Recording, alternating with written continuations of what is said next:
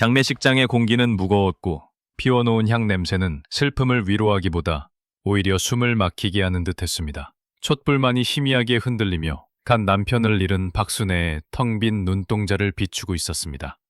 영정사진 속의 남편 강철민은 평소처럼 인자하게 웃고 있었지만 그 미소는 이제 만질 수도 들을 수도 없는 머나먼 세상의 것이 되어버렸습니다. 순애는 의자에 앉아 있었지만 마치 온몸의 기운이 다 빠져나간 사람처럼 어깨가 축 늘어져 있었습니다.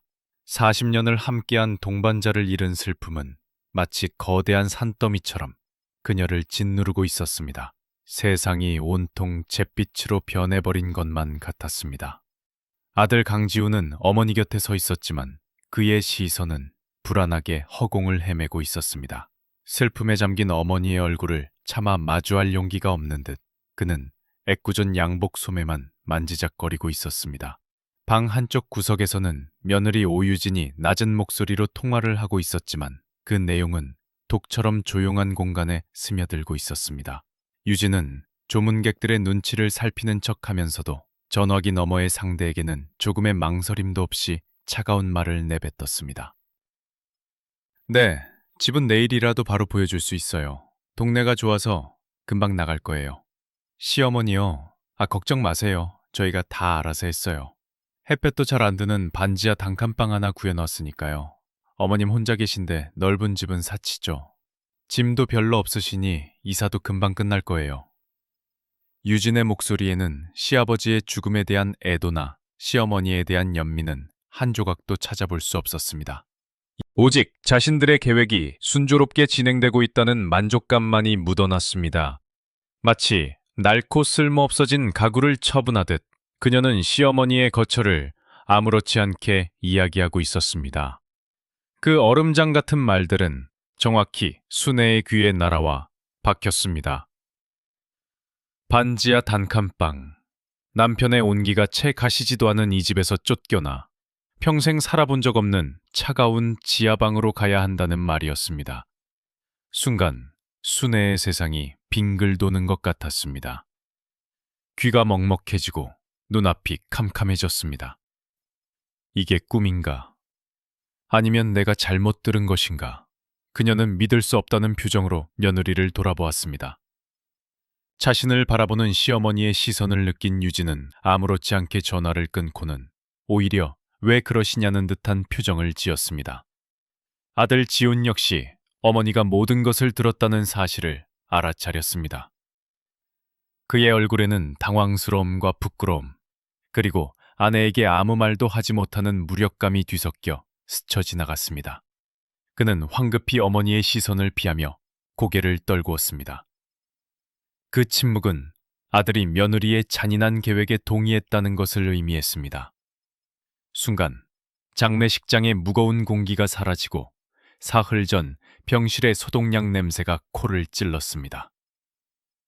창백한 불빛 아래 남편 철민은 앙상한 손으로 순애의 손을 힘겹게 붙잡고 있었습니다. 생명의 마지막 불꽃을 태우듯 그는 가쁜 숨을 몰아쉬며 아내에게 속삭였습니다. 그의 목소리는 기계 소리에 묻혀 겨우 들릴 정도로 작았지만 그 내용은 순애의 심장에 똑똑히 새겨졌습니다. 순애야, 내 말 잘 들어. 우리 집 작업실에 내가 늘 잠가두던 낡은 연장상자 있잖아. 그 안에 내 모든 것이 담겨 있어. 잠시 숨을 고르더니 말을 이었습니다. 열쇠는 우리가 젊었을 때 함께 읽던 낡은 책 속에 숨겨두었어. 당신에게 주는 내 마지막 선물이야. 꼭 찾아서 열어봐야 해. 약속해줘. 남편은 그 말을 끝으로 더 이상 눈을 뜨지 못했습니다. 순애는 그때 남편의 말뜻을 제대로 이해하지 못했습니다. 평생을 성실하게 일했지만 가난을 벗어나지 못했던 남편이 남길 선물이란 게 과연 무엇일까? 하지만 지금 아들과 며느리의 배신 앞에 선 그녀에게 남편의 마지막 유언은 단순한 선물이 아니라 이 절망적인 상황을 벗어날 유일한 희망의 끈처럼 느껴졌습니다. 며느리가 말한 반지하 단칸방의 차가운 이미지가 머릿속을 맴도는 가운데 순애는 낡은 책 속에 숨겨져 있을 작은 열쇠와 남편이 남긴 마지막 선물의 비밀을 떠올리며 입술을 굳게 깨물었습니다. 슬픔에 잠겨 있을 시간은 없었습니다. 그녀는 이제 혼자 싸워야 했습니다. 화면이 잠시 어두워지고 하얀 글씨가 떠오릅니다. 이 이야기는 실제 사연을 바탕으로 재구성되었습니다. 잠시 후 따뜻한 목소리가 들려옵니다. 이야기를 계속하기 전에 잠시 시간을 내어 구독 단추와 종 모양 그림을 눌러주시면 앞으로도 삶을 바꾸는 감동적인 이야기들을 놓치지 않으실 수 있습니다. 그리고 댓글로 어느 고장에서 이 영상을 보고 계신지 남겨주시겠어요? 여러분의 이야기가 얼마나 멀리까지 퍼져나가는지 함께 보고 싶습니다. 오늘 이야기의 주인공 박순애 어르신은 남편의 장례식이 자신의 기나긴 시련의 시작이 될 줄은 꿈에도 몰랐습니다. 박순애 어르신은 올해 68이었습니다. 꽃다운 나이의 시집과 한평생을 남편과 아들만을 바라보며 살아온 이 땅의 평범한 어머니였습니다. 그녀의 남편 강철민은 말수가 적고 무뚝뚝했지만 손재주 하나만큼은 누구도 따라올 수 없는 목수였습니다. 40년 전 그는 아내와 갓 태어난 아들을 위해 황무지나 다름없던 땅에 손수 흙을 나르고 기둥을 세워 지금의 집을 지었습니다. 집안 곳곳에는 남편의 땀과 순애의 정성이 배어 있었습니다. 아들 강지우는 그런 부모님의 자랑이자 삶의 이유였습니다. 번듯한 대학을 나와 좋은 회사에 다니는 아들을 볼 때마다 순애는 세상의 모든 것을 가진 듯 행복했습니다. 하지만 야심 많고 허영심 강한 며느리 오유진을 만난 후부터 착하기만 하던 아들은 조금씩 변하기 시작했습니다. 어머니의 낡은 옷차림을 부끄러워하고 친구들 모임에 어머니를 데려가는 것을 꺼렸습니다. 장례 절차가 모두 끝나고 집에 돌아오자마자 유진과 지우는 기다렸다는 듯이 순애를 식탁에 앉혔습니다. 그들의 얼굴에는 슬픔의 그림자 대신 초조함과 다급함이 가득했습니다. 유진이 먼저 입을 열었습니다. 어머니, 이렇게 빨리 말씀드려 정말 죄송하지만 상황이 너무 급해서 어쩔 수가 없어요. 저희가 큰 빚을 졌어요. 순애는 아무 말 없이 며느리를 바라보았습니다. 최근에 가상화폐라는 것에 투자를 했는데 그게 잘못돼서 빚이 5억 원이나 생겼어요. 매일 빚 독촉하는 사람들이 찾아와서 저희도 죽을 지경이에요. 유진의 목소리는 절박했지만 그 눈빛에서는 진심 어린 뉘우침보다는 계산적인 무언가가 느껴졌습니다. 아들 지우는 어머니의 눈을 마주치지 못하고 고개를 숙인 채 말했습니다. 그 사람들이 집에까지 찾아오겠다고 협박하고 있어요.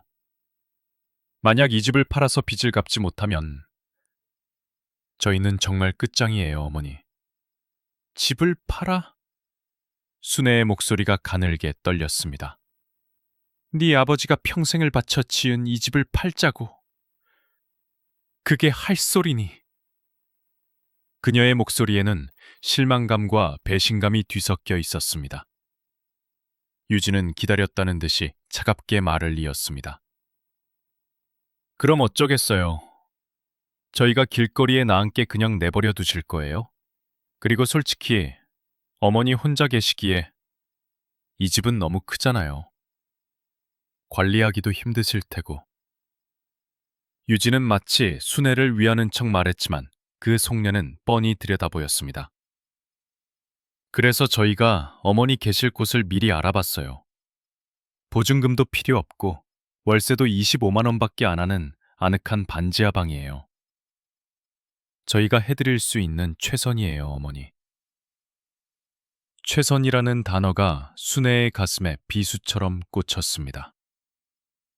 40년간 자신의 모든 것을 바쳐 키운 아들과 며느리가 자신에게 베푸는 최선이 햇볕도 들지 않는 차가운 지하방이라니. 순애는 더 이상 아무 말도 할 수 없었습니다. 며칠 후 순애는 자신의 얼마 되지 않는 짐을 작은 상자에 담고 있었습니다. 낡은 옷가지 몇 벌, 손때 묻은 그릇들, 그리고 남편과 함께 찍은 흑백 사진 한 장. 그녀의 한평생이 이 작은 상자 몇 개에 모두 담기는 것 같아 기가 막혔습니다. 그때 짐을 싸던 손에 낡고 두꺼운 책 한 권이 잡혔습니다. 젊은 시절 남편과 밤을 새워가며 함께 읽었던 소설책이었습니다. 책장을 넘기던 순애의 손끝에 무언가 딱딱한 것이 걸렸습니다. 남편의 마지막 말이 머릿속을 스쳐 지나갔습니다. 그녀는 떨리는 손으로 책갈피 사이에 끼워져 있던 작고 녹슨 열쇠 하나를 꺼내 들었습니다. 차가운 쇠의 감촉이 손바닥에 전해지자 순애의 심장이 가늘게 떨리기 시작했습니다. 이것이 정말 남편이 남긴 마지막 선물일까? 그렇다면 이 열쇠는 과연 어떤 문을 열게 될까? 희망과 불안이 뒤섞인 채 그녀는 작은 열쇠를 주머니 깊숙이 집어넣었습니다. 아들과 며느리가 마련해준 반지하 방은 생각보다 훨씬 더 끔찍했습니다. 계단을 내려갈 때부터 퀴퀴한 곰팡이 냄새가 코를 찔렀고 방 안은 한낮인데도 불구하고 어두컴컴했습니다. 천장 바로 아래에 달린 작은 창문으로는 사람들의 발목과 자동차 바퀴만이 겨우 보일 뿐 햇볕 한 줌 들어오지 않았습니다. 벽지는 습기에 울어 곳곳이 누렇게 변색되어 있었고 바닥에서는 냉기가 올라와 뼈마디가 시큰거렸습니다. 40년간 살았던 햇살 가득하고 남편의 온기가 남아있던 집과는 너무나도 다른 공간이었습니다. 순애는 짐 상자 위에 멍하니 앉아 있었습니다. 이곳에서 남은 생을 보내야 한다는 사실이 도저히 믿기지 않았습니다. 마치 살아있는 채로 무덤에 갇힌 기분이었습니다. 며느리는 마치 큰 선심이라도 쓰는 듯 어머니, 좁아도 있을 건 다 있어요. 이만하면 혼자 지내시기엔 충분하죠? 라는 말을 남기고 서둘러 떠나버렸습니다. 그들의 뒷모습에서 미안함이나 죄책감은 찾아볼 수 없었습니다. 그날 밤 순애는 뜬 눈으로 밤을 새웠습니다. 윗집에서 들려오는 시끄러운 소음과 벽을 타고 흐르는 물소리 때문에 잠을 이룰 수가 없었습니다. 칠흑 같은 어둠 속에서 그녀는 주머니에 넣어두었던 작은 열쇠를 만지작거렸습니다. 남편의 마지막 유언이 귓가에 맴돌았습니다. 이대로 주저앉아 있을 수만은 없었습니다. 남편이 남긴 것이 무엇인지, 그것이 자신을 이 절망의 구렁텅이에서 꺼내줄 수 있을지 확인해야만 했습니다. 새벽이 오기를 기다려 순애는 아무도 몰래 반지하 방을 빠져나왔습니다. 아직 어둠이 채 가시지 않은 길을 걸어 익숙한 옛집으로 향하는 그녀의 발걸음은 무거웠지만 마음속에는 작은 불씨 하나가 타오르고 있었습니다. 혹시 잊고 온 물건이 있다는 핑계를 대기 위해 일부러 낡은 냄비 하나를 챙겨들었습니다. 이미 다른 사람에게 팔렸을지도 모른다는 불안감에 떨며 도착한 집은 다행히 아직 비어 있었습니다. 순애는 익숙하게 대문을 열고 안으로 들어섰습니다. 집안은 며칠 사이에 온기가 모두 사라지고 텅 비어 있었습니다. 그녀는 곧장 남편의 손때가 묻은 작은 작업실로 향했습니다. 작업실 구석에는 남편이 늘 보물상자라고 부르며 아끼던 낡은 연장상자가 먼지를 뒤집어 쓴 채 놓여 있었습니다. 자물쇠는 세월의 흔적을 말해주듯 빨갛게 녹슬어 있었습니다. 순애는 떨리는 손으로 주머니에서 열쇠를 꺼내 자물쇠 구멍에 조심스럽게 밀어 넣었습니다. 철컥하는 소리와 함께 굳게 닫혀있던 자물쇠가 마침내 열렸습니다. 그녀는 마른 침을 삼키며 무거운 상자 뚜껑을 들어올렸습니다. 상자 안에는 낡은 대패와 망치, 그리고 크고 작은 연장들이 가득했습니다. 실망감이 밀려오는 순간 그녀는 연장들 아래에 숨겨져 있던 작은 나무 상자 하나를 발견했습니다. 철민 씨, 당신 대체 여기에 뭘 숨겨둔 거예요? 순애는 떨리는 목소리로 중얼거리며 나무 상자를 조심스럽게 열었습니다. 하지만 상자 안에는 기대했던 돈이나 값비싼 물건은 들어있지 않았습니다. 대신 수십 장의 낡은 복권 종이들이 빼곡히 들어차 있었습니다. 남편은 평생을 가난하게 살면서도 언젠가 큰 행운이 찾아올 것이라는 희망을 버리지 않고 매주 복권을 사 모으곤 했습니다. 복권에 적힌 숫자들은 한결같이 순애의 생일, 아들 지훈의 생일, 그리고 그들의 결혼기념일이었습니다. 순애는 허탈한 웃음을 지었습니다. 결국 남편이 남긴 마지막 선물은 이룰 수 없었던 꿈의 조각들이었던 걸까? 그런데 그 낡은 복권들 맨 위에 유독 빳빳하고 깨끗한 복권 한 장이 놓여 있었습니다. 남편이 세상을 떠나기 바로 일주일 전에 산 것이었습니다. 순애는 무심코 그 복권을 집어들었습니다. 어차피 맞지 않을 것이 뻔했지만 남편의 마지막 흔적이라 생각하니 차마 버릴 수가 없었습니다. 그때 무언가에 이끌린 듯 그녀는 주머니에서 휴대폰을 꺼냈습니다. 혹시나 하는 아주 작은 희망을 품고 마지막 추천 번호를 확인하기 시작했습니다. 순애는 어둡고 축축한 반지하 방 바닥에 주저앉은 채 자신의 눈을 의심했습니다. 휴대폰 화면에 떠있는 당첨 번호와 손에 들린 복권 속 숫자들이 한치의 오차도 없이 정확하게 일치했습니다. 하나, 둘, 셋, 6개의 숫자가 모두 똑같았습니다. 1등, 당첨금은 무려 150억 원이었습니다. 평생 만져보기는커녕 상상조차 해본 적 없는 거대한 금액이었습니다. 순간 순애의 머릿속이 하얗게 비는 듯했습니다. 기쁨보다는 거대한 충격과 혼란이 그녀를 덮쳤습니다. 남편은 알고 있었을까? 자신이 죽기 전에 이 엄청난 행운을 맞이했다는 사실을. 그래서 그토록 자신에게 마지막 선물을 확인하라고 신신당부했던 것일까? 바로 그때 갑자기 눈앞이 핑 돌며 심한 현기증이 몰려왔습니다. 순애는 급히 차가운 벽에 등을 기댔습니다. 최근 몇 달간 계속되었던 피로감과 어지럼증이 단순한 스트레스 때문이 아니라는 불길한 예감이 들었습니다. 그렇게 며칠이 흘렀습니다. 순애는 150억 원이라는 엄청난 비밀을 누구에게도 털어놓지 못한 채 혼자 끙끙 앓았습니다. 그러던 중 옆집에 사는 최은숙 할머니와 우연히 인사를 나누게 되었습니다. 은숙 할머니 역시 자식들에게 외면당하고 홀로 힘겹게 살아가는 처지였습니다. 비슷한 아픔을 가진 두 사람은 금세 마음을 터놓는 사이가 되었습니다. 은숙 할머니, 자식이라는 게 다 그런가 봐요. 젊었을 땐 간이라도 빼줄 것처럼 굴더니 늙고 병드니까 귀찮은 짐짝 취급이나 하고 우리가 저것들을 어떻게 키웠는데 라며 한숨을 내쉬는 모습에서 순애는 자신의 모습을 보았습니다. 서로의 처지를 위로하며 이야기를 나누는 동안 순애는 잠시나마 외로움을 잊을 수 있었습니다. 그러던 어느 날 오후 반찬거리를 사러 잠시 시장에 나갔던 순애는 믿을 수 없는 광경을 목격했습니다. 며느리 유진이 값비싼 옷가게에서 환하게 웃으며 나오는 모습이었습니다. 그녀의 손에는 신상품이라는 이름표가 붙은 커다란 쇼핑백이 들려 있었고 다른 손으로는 누군가와 즐겁게 통화를 하고 있었습니다. 5억 원의 빚 때문에 집까지 팔아야 한다며 눈물 짓던 모습은 온데간데 없었습니다. 그 모습은 도저히 빚에 쪼들리는 사람의 행색이 아니었습니다. 순애의 가슴 속에서 무언가 뜨거운 것이 치밀어 올랐습니다.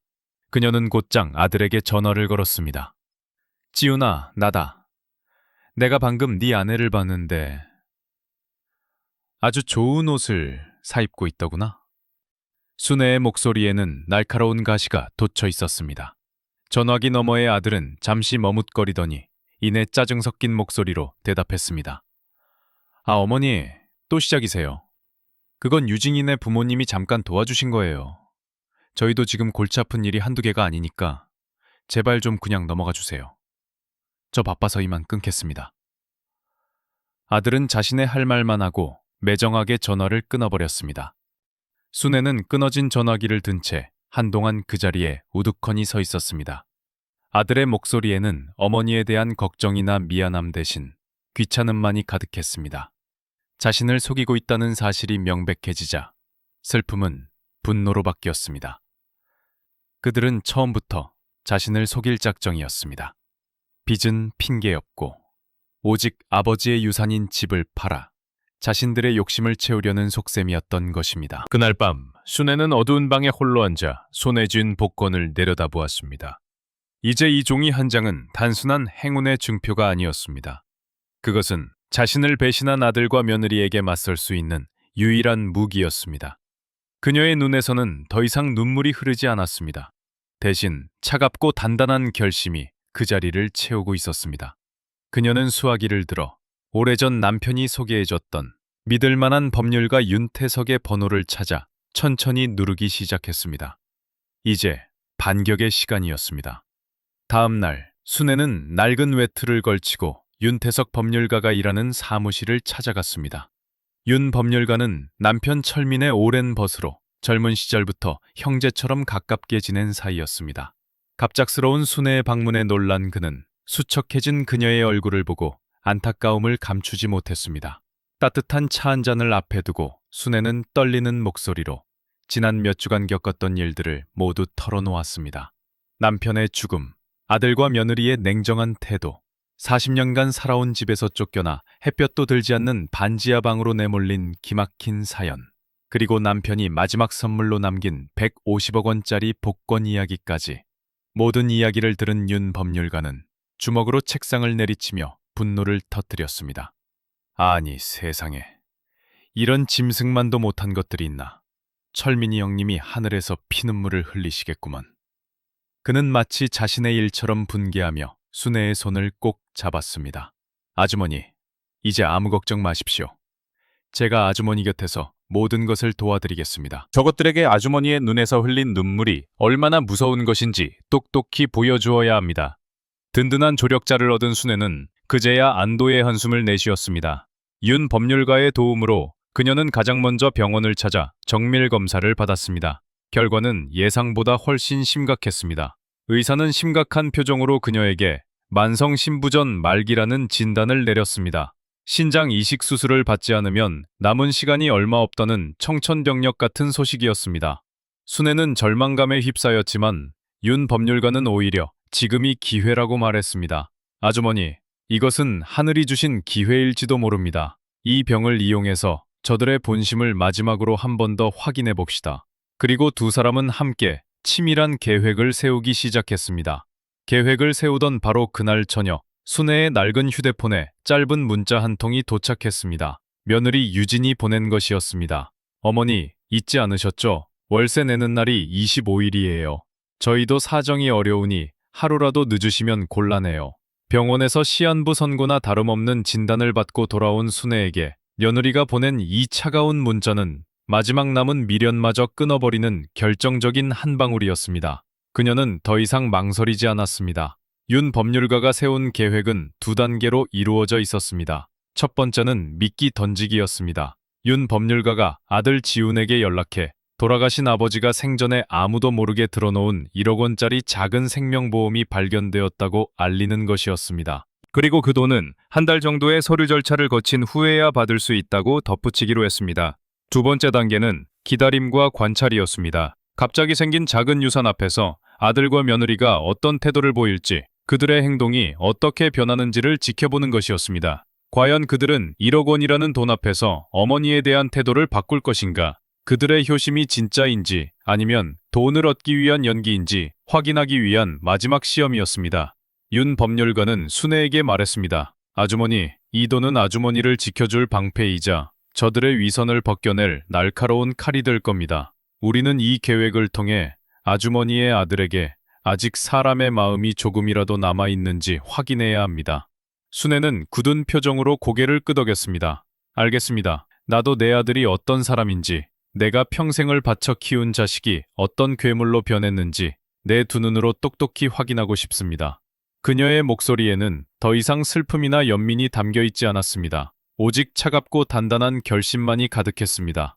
윤 법률가는 수화기를 들어 아들 지훈의 번호를 눌렀습니다. 그리고 차분한 목소리로 준비된 거짓말을 시작했습니다. 통화가 끝난 후 그는 순애를 바라보며 나지막이 말했습니다. 미끼를 물었습니다. 이제 기다리는 일만 남았습니다. 윤 법률가의 전화 한 통이 불러온 변화는 놀라웠습니다. 바로 다음 날 아침 순애의 반지하방 문을 두드리는 소리가 요란하게 울렸습니다. 문을 열자.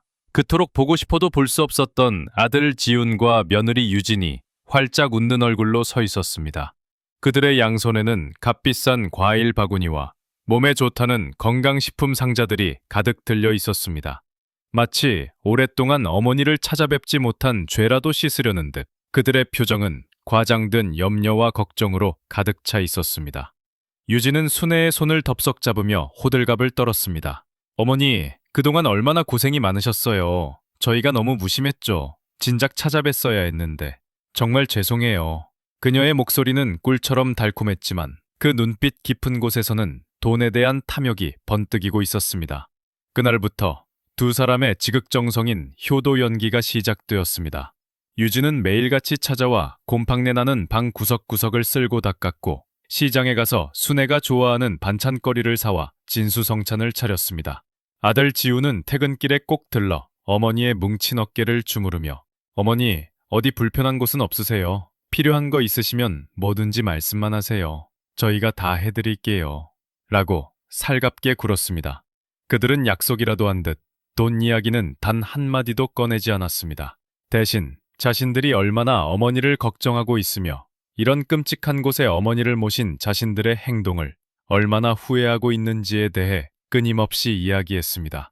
마치 잘 짜인 연극의 주인공들처럼 두 사람은 완벽한 효자 휴부의 모습을 연기했습니다.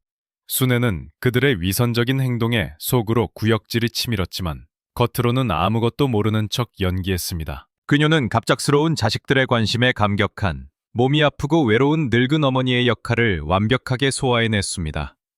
유진이 차려준 밥을 맛있게 먹으며 아이고, 우리 며느리 음식 솜씨가 이렇게 좋은 줄 몰랐네. 네 덕분에 입맛이 다 도는구나. 라고 칭찬했고 아들이 어깨를 주무를 때면 우리 아들 다 컸네. 엄마 생각해주는 건 역시 아들밖에 없어. 라며 눈물을 글썽이기까지 했습니다. 하지만 그녀의 눈은 냉철하게 그들의 모든 행동과 표정을 하나하나 관찰하고 기록하고 있었습니다. 가식적인 미소 뒤에 숨겨진 조급함, 살가운 말투 속에 감춰진 계산적인 속내를 그녀는 똑똑히 보고 있었습니다. 그렇게 일주일이라는 시간이 흘렀습니다. 아들과 며느리의 인내심이 바닥을 드러낼 때쯤 마침내 유진이 본색을 드러내기 시작했습니다. 그녀는 걸레질을 하는 척 순애의 주변을 맴돌더니 마치 아무것도 아니라는 듯이 넌지시 말을 꺼냈습니다. 어머니, 그런데 혹시 그 법률가라는 분한테서 다른 연락은 없으셨어요? 그냥 아버님 관련해서 서류 처리는 잘 되어가고 있는지 궁금해서요. 저희가 신경 쓸 일은 아니지만 그래도 혹시나 해서요. 유진의 목소리는 조심스러웠지만 그 안에는 더 이상 숨길 수 없는 조바심이 묻어났습니다. 순애는 기다렸다는 듯이 힘없는 목소리로 대답했습니다. 글쎄, 나야 뭘 알겠니? 그 양반이 알아서 다 잘 처리해 주겠지. 그녀의 대답에 유진의 얼굴에 잠시 실망한 기색이 스쳐 지나갔습니다. 순애는 그 찰나의 표정 변화를 놓치지 않았습니다. 이제 마지막 장을 넘길 시간이 다가오고 있었습니다. 며칠 후 순애는 윤 법률가의 조언에 따라 아들과 며느리를 사무실로 불렀습니다. 유산 상속 문제를 마무리 짓기 위해 상의할 일이 있다는 말에 지훈과 유진은 한껏 들뜬 표정으로 약속 장소에 나타났습니다. 1억 원이라는 돈이 곧 자신들의 손에 들어올 것이라는 기대감에 두 사람의 얼굴에는 숨길 수 없는 미소가 번졌습니다. 하지만 회의실 문을 열고 들어선 순간 그들은 싸늘하게 식어버린 공기에 당황했습니다. 순애는 굳은 표정으로 앉아 있었고 그 곁을 지키고선 윤 법률가의 눈빛은 얼음장처럼 차가웠습니다. 책상 위에는 서류가 담긴 얇은 종이 묶음 하나만 덩그러니 놓여 있었습니다. 순애는 더 이상 힘없고 병든 노인의 모습을 연기하지 않았습니다. 그녀는 차갑고 단호한 목소리로 입을 열었습니다. 너희들 돈 받으러 왔지? 아버지가 남긴 그 1억 원 말이다. 그녀의 직설적인 말에 유진은 잠시 당황했지만 이내 가식적인 미소를 지으며 대답했습니다. 어머니, 무슨 그런 섭섭한 말씀을 하세요. 저희는 그냥 모든 절차가 잘 마무리되는지 걱정이 돼서. 순애는 유진의 말을 가차없이 끊었습니다. 거짓말은 이제 그만해라. 나는 모든 것을 알고 있다. 너희가 지난 일주일간 내게 보여준 살가운 행동들이 진심이 아니라 돈 때문이었다는 것을. 너희의 걱정은 연기였고 너희의 효심은 가짜였다. 모든 것이 1억 원이라는 돈을 얻기 위한 계산된 행동이었을 뿐. 순애는 그동안 억눌러왔던 분노를 터뜨리며 그들의 위선을 하나하나 까발렸습니다. 아버지가 돌아가신 다음 날 바로 어머니를 곰팡내 나는 지하방으로 내쫓은 사실, 월세 독촉 문자를 보내며 어머니를 압박했던 사실까지 모든 진실이 밝혀지자 유진의 얼굴은 분노로 붉게 달아올랐고 지우는 고개를 숙인 채 아무 말도 하지 못했습니다. 유진은 더 이상 착한 며느리인 척하는 것을 포기하고 악을 쓰기 시작했습니다. 그래서 뭐요? 우리가 어머니 가족이잖아요. 그 돈에 대한 권리가 우리에게도 있는 거 아니에요? 순애는 그런 며느리를 경멸의 눈빛으로 쳐다보며 말했습니다. 가족. 가족이라는 이름으로 어머니를 헌신짝처럼 내버리는 게 너희들이 말하는 가족이더냐. 그리고 순애는 마지막 결정타를 날렸습니다. 그녀는 가방에서 꼬깃꼬깃한 복권 한 장을 꺼내 책상 위에 던졌습니다. 하지만 너희들은 단단히 착각하고 있다. 너희 아버지가 내게 남긴 진짜 유산은 고작 1억 원 따위가 아니었음이. 그녀는 복권을 손가락으로 가리키며 말했습니다. 바로 이 150억 원짜리 복권이다. 그리고 똑똑히 들어라. 너희들은 이 돈에서 단 한 푼도 구경하지 못할 것이다. 150억 원이라는 말에 유진과 지훈의 눈이 휘둥그레졌습니다. 믿을 수 없다는 표정으로 복권과 순애의 얼굴을 번갈아 쳐다보는 그들의 모습은 참으로 가관이었습니다. 지훈은 그제야 자신이 무슨 짓을 저질렀는지 깨달은 듯 털썩 무릎을 꿇고 눈물을 쏟아내기 시작했습니다. 하지만 이미 엎질러진 물이었습니다. 순애의 마음은 이미 돌아섰고 그녀의 복수는 이제 막 시작되었을 뿐이었습니다. 그로부터 6달의 시간이 흘렀습니다. 순애는 햇살이 잘 드는 전망 좋은 새 아파트로 이사했습니다. 그녀는 성공적으로 신장이식 수술을 받았고 하루가 다르게 건강을 되찾았습니다. 그녀의 곁을 지키며 밤낮으로 간호하고 자신의 신장을 기꺼이 내어준 사람은 다름 아닌 아들 지훈이었습니다. 모든 진실을 알게 된 날, 지훈은 자신의 어리석음과 죄를 눈물로 뉘우쳤고 어머니에게 용서를 구했습니다. 그는 어머니의 목숨보다 돈을 중시했던 유진과 헤어졌습니다. 그리고 아무런 대가도 바라지 않고 오직 어머니의 건강만을 위해 자신의 모든 것을 바쳤습니다. 순애는 그런 아들을 용서했습니다. 늦었지만 아들은 진짜 가족의 의미를 깨달았던 것입니다. 순애는 당첨금의 절반을 남편의 이름으로 든 자선단체를 만드는 데 사용했습니다. 젊고 재능 있지만 형편이 어려워 꿈을 펼치지 못하는 목수들을 후원하는 단체였습니다. 남은 돈으로는 평생 해보지 못했던 것들을 하며 새로운 삶을 살았습니다. 때로는 아들과 함께,